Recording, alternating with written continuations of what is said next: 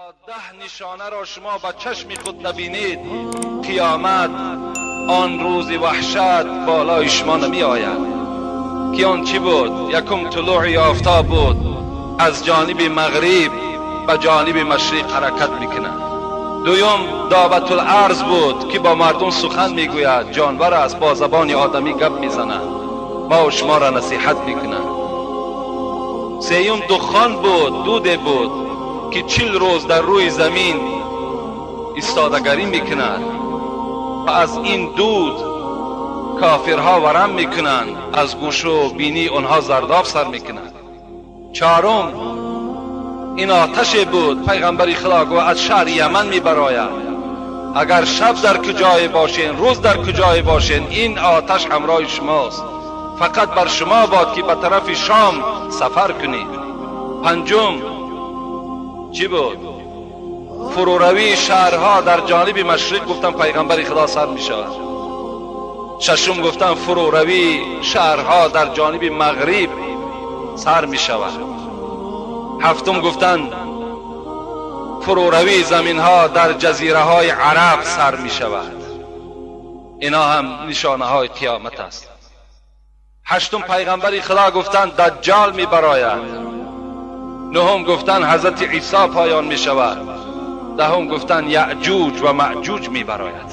در اطراف این سه موضوع انشاءالله با شما صحبت میکنیم. از آفرینش آدم تا روز قیامت، از فتنه دجال دیده دیگر فتنه سخت‌تر وجود ندارد. گفتم پیغمبر اینقدر فتنه کلان ما، از بین همین دولت شام و از بین دولت عراق این دجال می براید. رسول الله گفتن وقتی که این دجال، این فساد کننده عالم می براید، خیلی جوانی تنومند هست و موی سر او جنگیله هست، دعوا می کند، می گوید من خدای یک و یگانه هستم.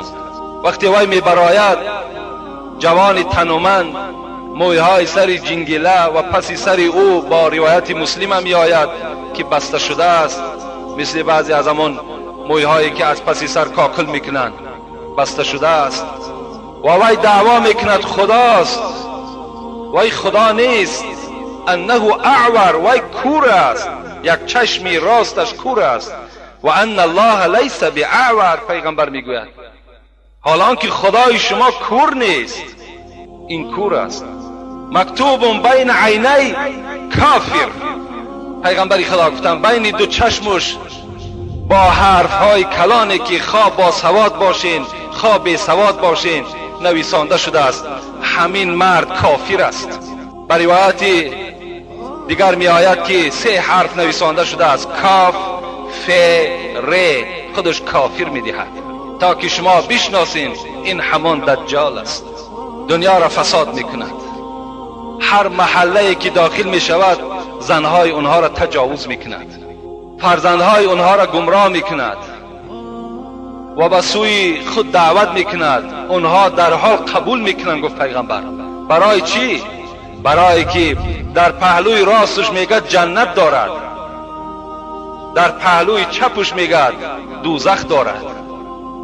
مثل که شما امروز آینه نیلگون را نظر میکنین، تمام صورتها را میبینین، در پهلوی وی میگه آشکارا شما همون باغها و در این طرف عذاب آتش میبینید.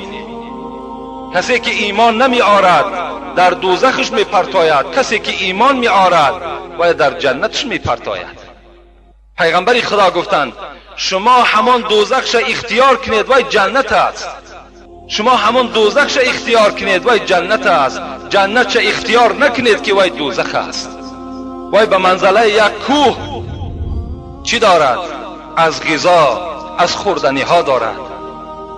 هر قبیله و هر محله که ایمان می آرد